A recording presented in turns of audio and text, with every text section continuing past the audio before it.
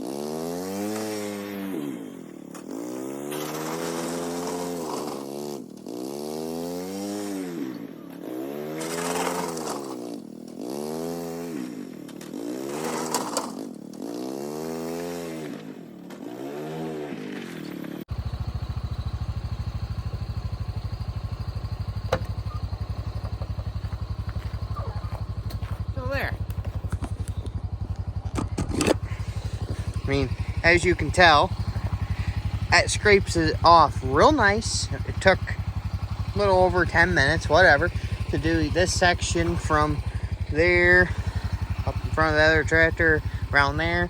I'm gonna back drag this out from under the trailers here, and I just got to do this section over here, over on the driveway here, and then from this driveway up. I have a loop that goes around the shop right here, makes it real nice. But yeah, I'm fairly happy with this Western Impact. I do wish it would come up off the ground more. I mean, that's all the way up right there, and as you can tell, it's just not a lot high off the ground. But I could probably put bigger tires on the machine, but then the bigger tire you put on it, the more you take your gear ratio out of the machine. So right now it's got a perfect amount of power that it just does it, you know what I mean? So I'll figure out something to do with that. The other thing is, it's just the way it's designed. It's got a receiver, a receiver, the mount, a receiver, and then the actual plow frame itself that plugs in. When you take the plow off, those receivers, they hit on everything if you're not on actual road. So there's pros and cons, you know what I mean? But it's built strong enough that, I mean, I've hit into piles, whatever. It catches on a rock out here, jumps the blade, flings the machine. It's done all that. Nothing ever serious to hurt itself, but it's done it enough that if something was to bend, it would have bent. You know what I mean? So it's all built on good enough, which I'm happy about there. But yeah, let's plow this over here. I'll see if I can hold you so you can see how it does. You know what I mean? So on this 700 Pioneer, we put a Honda glass windshield in it, so that way we could run a wiper. But I wasn't paying the Honda price for a power wiper, so that was a cheapie off Amazon. It's got the fabric doors, which some people laugh about them, but they are better than you think they are. They use the lower door panel, or half of the machine, and all they do is they just sit there, you know what I mean? And they're not airtight by any means. You can see daylight, but they block 90% of the wind, and that's all you have to do. That one's the same over there. We went with the hard back on this machine just because we had a soft back on the other 1000, and it kind of sucked, you know what I mean? So for the extra couple $100, we went with the hard back, which gives you the slider window that I don't think I've ever used once, because you just don't.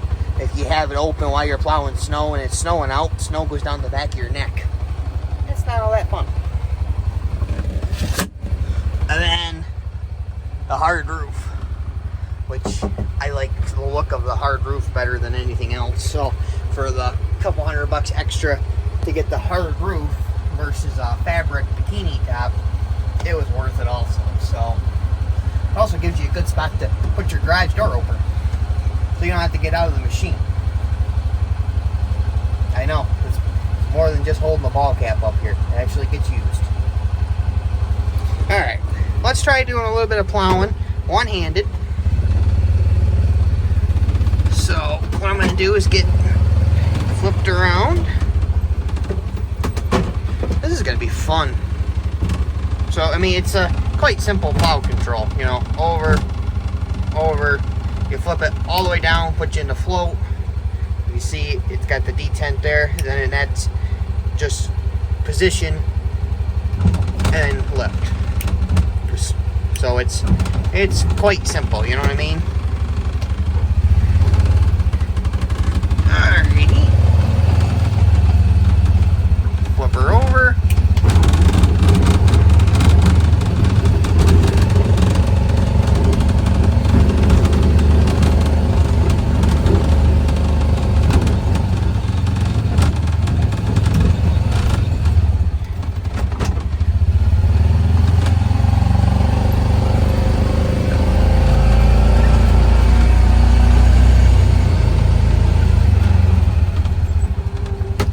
if this is bouncy. I was trying to figure out a spot, but I cannot figure out a spot in this 700. I have a magnet mount, which I'm holding on to right now. And then I got a little tripod piece here. I was trying to figure out a spot to put you so you could see from inside the cab, but everything on a Honda is plastic.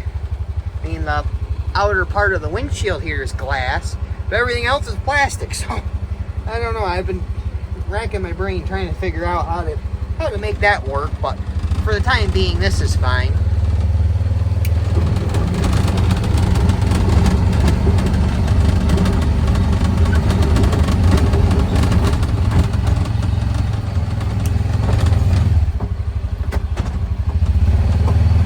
I forgot the most important part of this plow machine. When I did here actually, I'll talk about it. When I got the machine that next, before winter, I got it in the spring, before the next winter, I ordered all the stuff from the Honda dealer. Because I ordered the windshield, the doors. I already had the roof. That was a part of when I bought it. The back window. And then I ordered the fuse box and the other piece, the wiring kit stuff for under the dash. Because I figured if you read online about putting the heater or wiper, which I knew I wasn't going to do a Honda wiper, but the Honda heater is what I was concerned about. So I bought all that stuff. It wasn't, a couple $100, but it all adds up. But I did it when I was doing the machine.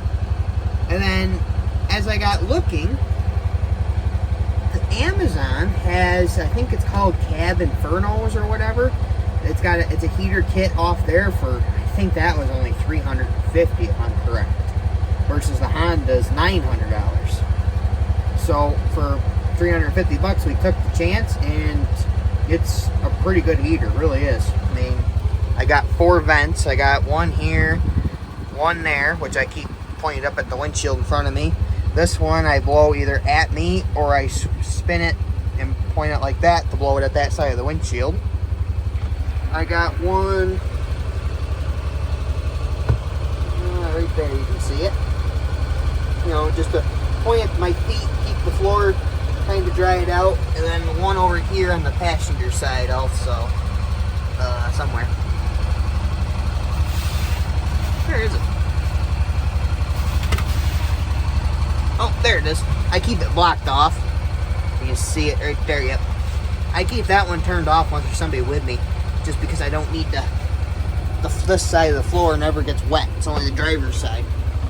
So I just try to keep my heat as good as I can for the machine. It makes pretty good heat. The more you're plowing and using it and making it work, the better off it gets, you know what I mean? But that was a biggie. The cab and everything makes a big difference, but as soon as you put heat in it, then you don't have windows that are fogging over on you.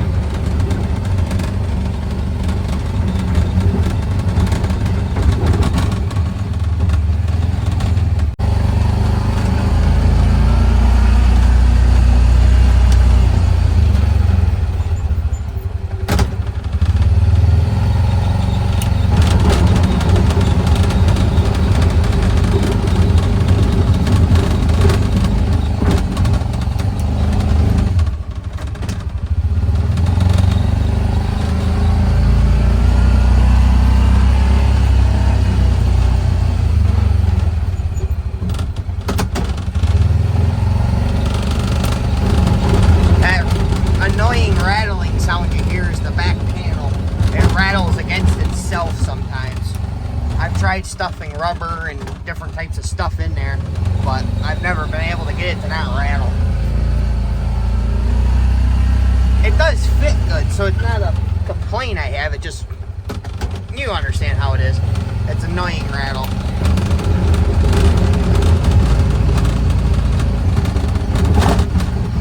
You see how that's rolling it right over? I mean, it does do a good job. And it scrapes down good. Sometimes depending on how the ground is below, just like with everything, it does take some dirt, but it's not bad by any means.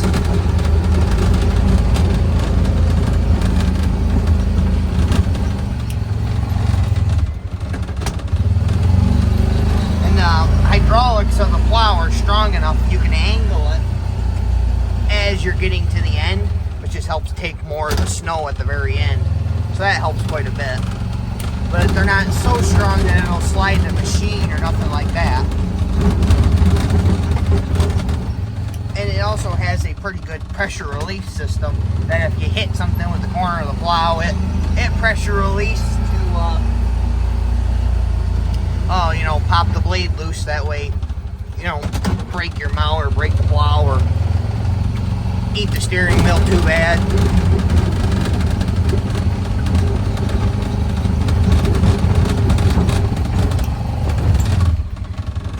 Like that.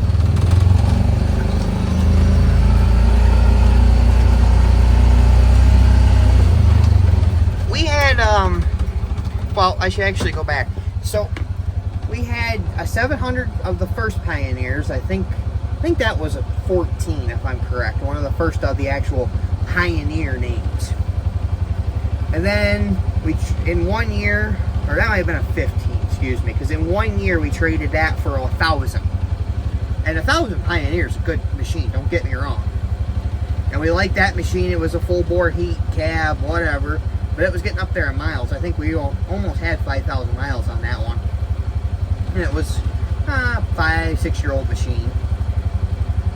And then the next couple years we bought another 1,000, so we had two 1,000s going at the same time, and they were both good machines. And then whatchamacallit happened there, and nobody could get Hondas in, so we ended up selling them for good money of what we paid for them. But then on the same aspect, you had to buy, we wanted another one, so then you pay the premium price to get another new one. So it was a trade-off. We ended up going back with a 700 just for the price point of the accessories, the machine, everything. The 700 was more economy friendly. The only thing I have to say about the 700 is camshafts. It's, you know, it's an overhead cam motor, and I'm already on my third camshaft, excuse me. So it's got 1,762 miles, and the original camshaft made it 1,000. The second camshaft made it 600. So we'll see what she does this time.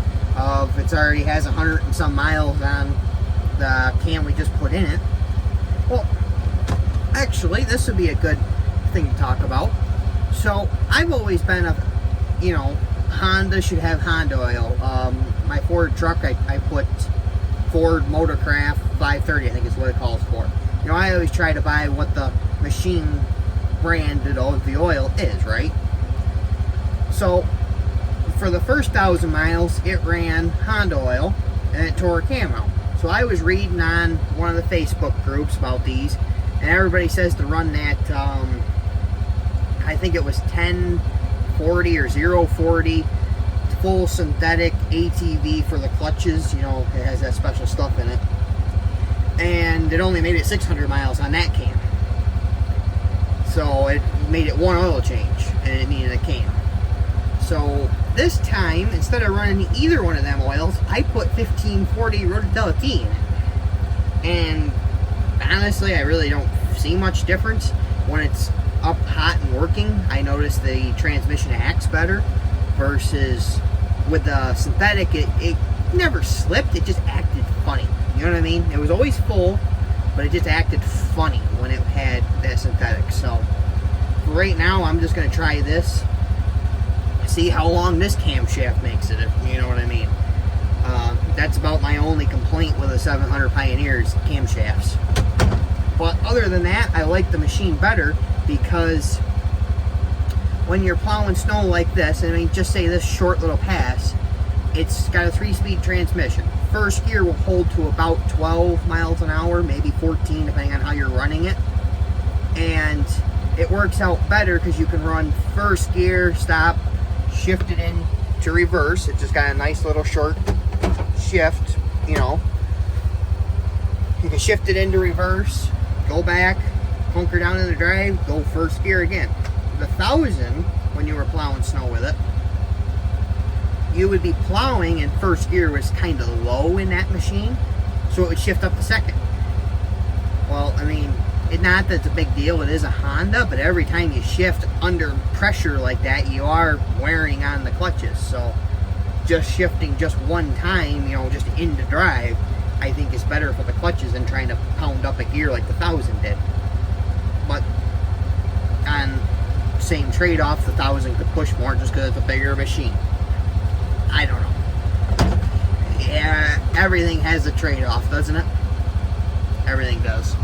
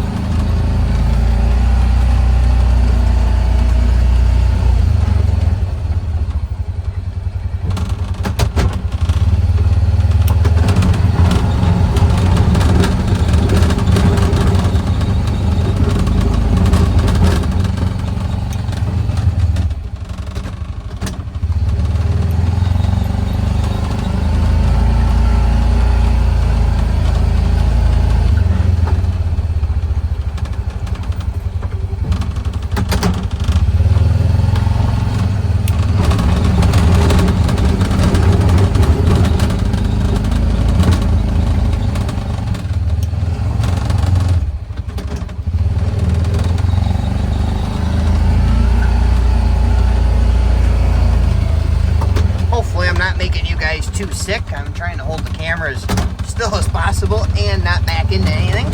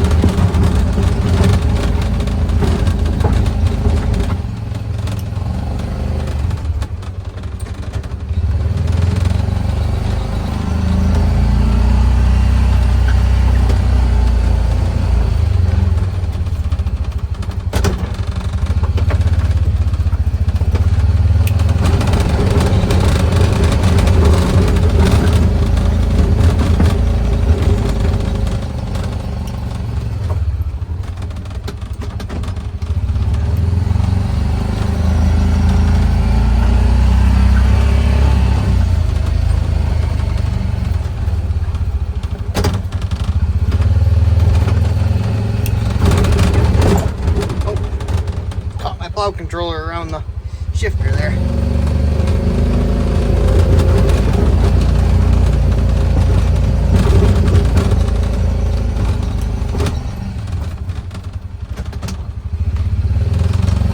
I'll have to watch this, make sure I'm not making you guys too sick. If I make myself sick when I'm editing it, I won't put this part on. How's that sound?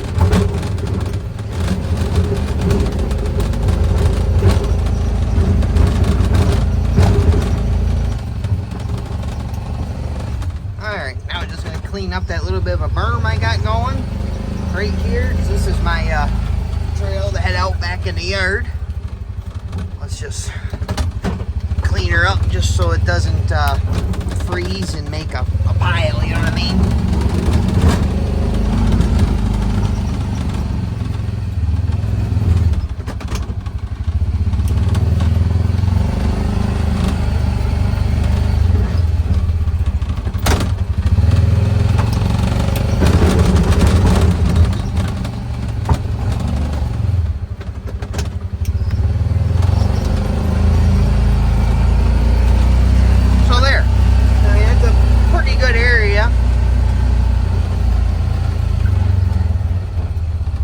Plow off right there. I mean, it takes a couple trips back and forth, but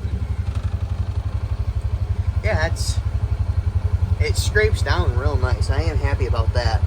But let's get you set back up.